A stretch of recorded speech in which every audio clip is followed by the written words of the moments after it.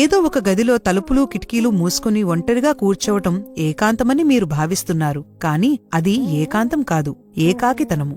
మీరు ఎక్కడున్నా ఏమి చేస్తున్నా మీ మనస్సును దైవం వైపు మరల్చాలి. మీరు సమావేశంలో కూర్చున్నా, బజార్లో నడుస్తున్నా, రైల్లో ప్రయాణిస్తున్నా మీ మనస్సు దైవంపై ఉండాలి. మీకూ దైవానికి మధ్య ఒక దోమ కూడా అడ్డు రాకూడదు. దీనినే ఏకాంతమని చెబుతూ వచ్చారు మన ప్రాచీనులు. కమలం బురదలో పుడుతుంది, నీటిపైన జీవిస్తుంది, కాని ఈ రెండిటినీ తనలో చేర్చుకోదు. అట్లే మీరు ప్రపంచంలో జీవిస్తున్నప్పటికీ ప్రపంచాన్ని మీలో చేర్చుకోకూడదు. ఆడవారు కంటికి పెట్టుకునే కాటుక గ్రుడ్డుకు అంటదు. మీరు పలావు కుర్మాలు ఎంత తిన్నప్పటికీ నాలుకకు జిడ్డు అంటదు.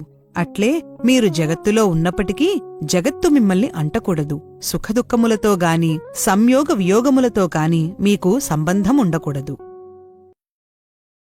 ఎన్ని విధములైనటువంటి వ్యాపారం చేయి, whatever business you do, ఎన్ని విధములైనటువంటి కర్మలు ఆచరించు, you may do many actions, ఇవన్నీ మార్పు చెందేటువంటివే కానీ they go on changing. మార్పు చెందినటువంటిది అది ఒక్కటే. It is only the self which is changeless. దానినే ఋతం అని పిలిచారు సంస్కృతంలో. That in Sanskrit is called Rutam. వేదాంతమునందు ఆత్మ అని చెప్పారు. In Vedantic parlance it is called Atma. ఆత్మ అనగా Atma means తన యొక్క దివ్యత్వాన్ని అందరి యందు ఉండినటువంటి ఆత్మతత్వంతో ఏకం చేసుకోవాలి. It only means unifying the spirit of the self with the self in everybody around. అతను నేను ఒక్కటే. The other person and you are one. దేహములు అక్కడ రెండు వేరుగా ఉన్నాయి. Bodies are different. దేహాభిమానం కూడా వదిలిపెట్టాలి. And you give up this body attachment. అక్కడ ఇక్కడ ఉన్నటువంటిది ఒక్కటే. Therefore the self is only one and the same. ఇక్కడ ఈ బల్బు నందు ఆ బల్బు నందు ఉన్నటువంటిది ఒకే లైటే. It is only the same current present in all of the bulbs. బల్బులు వేరువేరుగా ఉన్నాయి. Bulbs are different. కానీ లైట్ ఒక్కటే. The light is one. అట్లాంటి సత్యాన్ని మనం గుర్తించాలి. We should recognize such a truth. దేహాలు వేరువేరుగా ఉన్నాయి.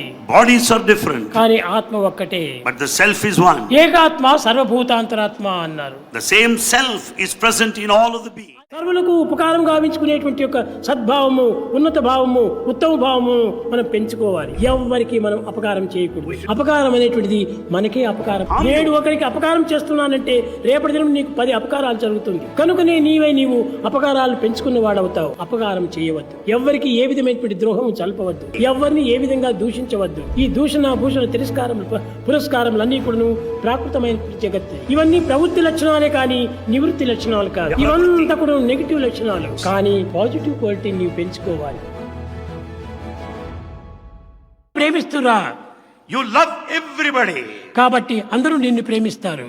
Then everyone will love you. ఒక కుక్కను కూడా నువ్వు ప్రేమించు. You can love even a dog. ఆ కుక్క నిన్ను ఎంత ప్రేమిస్తుంది. The dog also will love you. కుక్కలో ఉన్నటువంటి కృతజ్ఞత కూడా మీకు లేదా? And the dog stands for its gratitude. Don't you have that? కోతిని మీరు చూడండి ఎంత ప్రేమతో వస్తుంది.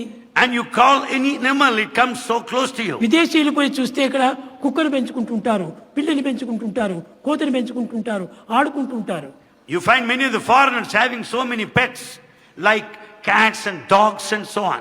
మనం వాటిని ప్రేమతో చూసినప్పుడు అవి మనల్ని ప్రేమతోనే చూస్తాయి. When you love them and they love you.